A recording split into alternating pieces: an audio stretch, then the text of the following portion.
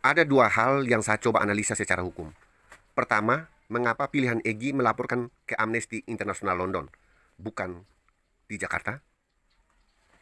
Secara normatif, tidak ada larangan hukum bagi warga negara Indonesia untuk menyampaikan laporan dugaan pelanggaran hak asasi manusia atau ketidakberesan hukum kepada lembaga internasional. Amnesty International adalah NGO global, dan pelaporan ke cabang manapun tidak memiliki konsekuensi yuridis formal, melainkan bersifat advokasi atau moral pressure.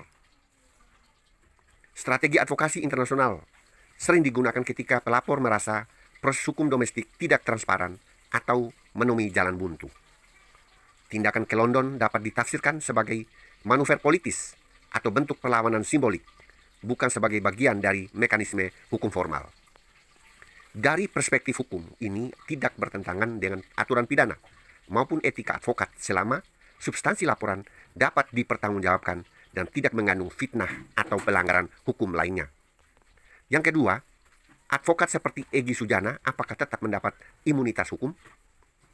Menurut pasal 16 Undang-Undang Nomor 18 Tahun 2003 tentang advokat, seorang advokat memiliki hak imunitas dinyatakan bahwa advokat tidak dapat dituntut, perdata maupun pidana, dalam menjalankan tugas profesinya dengan itikat baik untuk kepentingan pembelaan klien di dalam maupun di luar sidang. Tetapi ada catatan penting di sini. Artinya, kriteria imunitas berlaku apabila tindakan dilakukan untuk kepentingan klien dalam rangka pembelaan hukum, dilakukan dengan itikat baik, tidak bernuansa provokasi atau fitnah, tidak di luar lingkup profesi hukum. Hal ini diperkuat dengan putusan Mahkamah Konstitusi nomor 26 garing PUU Strep 11 garing 2013 menguatkan bahwa advokat tidak dapat menyalahgunakan hak imunitas untuk menyebar kebohongan atau mencemarkan nama baik. Jika Egy melakukan tindakan hukum untuk membela klien dan isi pernyataannya mengandung unsur fitnah, provokasi atau hoax, maka hak imunitasnya gugur. Ia dapat dikenai tuntutan hukum sesuai dengan KUHP dan Undang-Undang ITE.